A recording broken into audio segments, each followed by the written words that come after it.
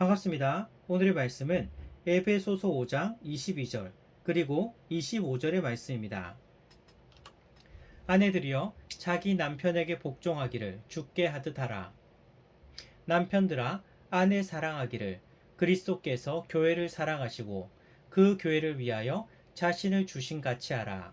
아멘. 8월 한 달 우리가 훈련한 품성은 존중이었습니다. 상대방을 존중하는 내 모습이 한 달간 얼마나 더욱 훈련되었습니까? 하지만 한 달이 이제 끝이 아닙니다. 한 달이 끝났다라고 해서 존중의 품성의 훈련이 끝이 난 것이 아닙니다.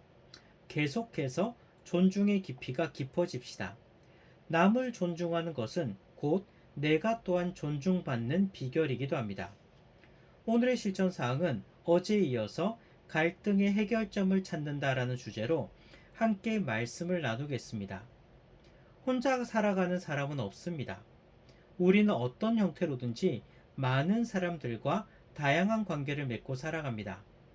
관계를 맺고 살아가기에 또한 사람들과의 다양한 갈등이 생기게 됩니다. 어떤 갈등은요, 아주 심각한 갈등이기도 하고요. 어떤 갈등은 슬쩍 찾아왔다가 쓱 사라지는 그런 조그만 갈등도 있을 수도 있습니다. 어쨌든 다른 사람들과 관계를 맺고 살아간다는 것은 크고 작은 갈등이 일어나게 됩니다. 갈등을 원하는 사람은 없습니다. 하지만 갈등은 찾아옵니다. 중요한 것은요, 내 삶에 절대 갈등이란 있어서는 안 된다고 생각하는 게 아니라, 물론 그게 제일 좋긴 합니다. 그러나 어쨌든 갈등은 생깁니다. 중요한 것은 갈등이 생겼을 때 빨리 풀어버리는 게 더욱 중요할 수 있는 것입니다.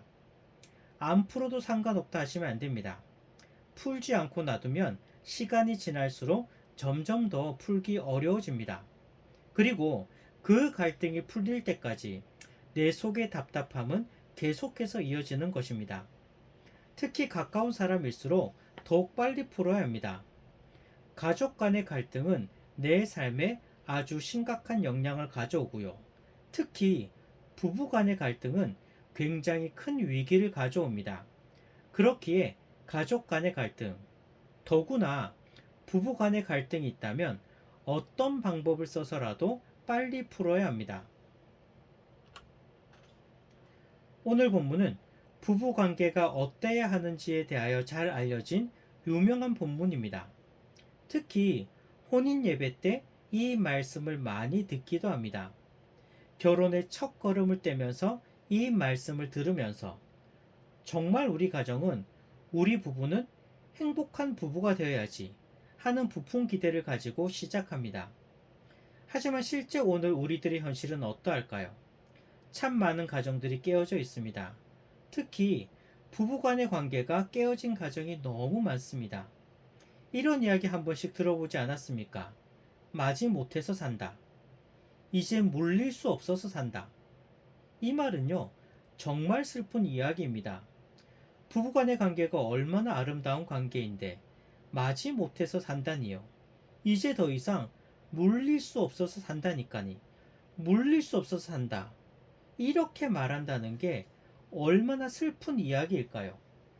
오히려 우리의 고백은요, 하나님께서 내 평생에 주신 나의 가장 귀한 선물이 나의 아내입니다. 나의 남편입니다. 이런 고백이 되어야 하지 않겠습니까? 가정은요, 천국의 모델입니다. 우리 가정의 삶이 천국의 모델이라는 것입니다. 가정의 삶을 통해서 천국의 기쁨을 미리 이 땅에서 맛볼 수 있는 것입니다. 그런데 이런 우스갯소리를 듣습니다. 결혼이 지옥이라는 것입니다. 얼마나 회개망측한 이야기입니까?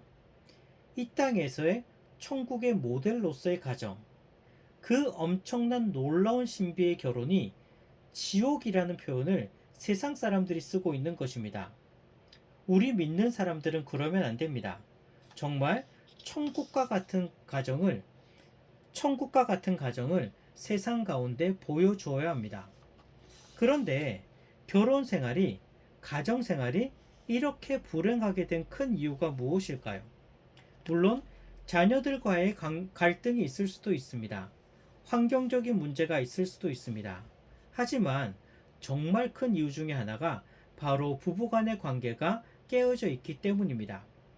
부부간의 관계가 너무나 좋으면요, 우리 가정 가운데 일어나는 수많은 어려움들을 함께 해결해 갈 수 있는 것입니다. 함께 고민하고 함께 울며 기쁨으로 이겨나갈 수 있는 것입니다. 하지만 부부 관계가 깨어져 있으니 내 가정의 모든 삶, 내 삶의 모든 삶이 다 깨어져 버리는 것입니다. 나의 부부 관계는 어떠합니까? 오늘 말씀을 보면 아내는 남편에게 죽게 하듯 복종하고 남편들은 아내를 사랑하기를 예수님께서 교회를 사랑하신가 같이 온 마음과 내 온 삶을 다해서 사랑하라 라고 말씀하십니다. 과연 우리 부부는 이러한 관계를 맺고 있습니까? 아니면 이런저런 갈등 때문에 부부간의 행복이 깨어져 있지는 않습니까?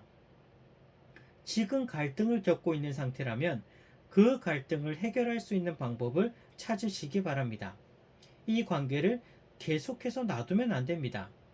부부간의 관계가 회복되면 우리 가정이 회복되어지고 우리 가정이 천국과 같은 삶을 살아갈 수 있습니다. 앞으로 또한 부부간의 위기, 갈등이 찾아올 수 있습니다.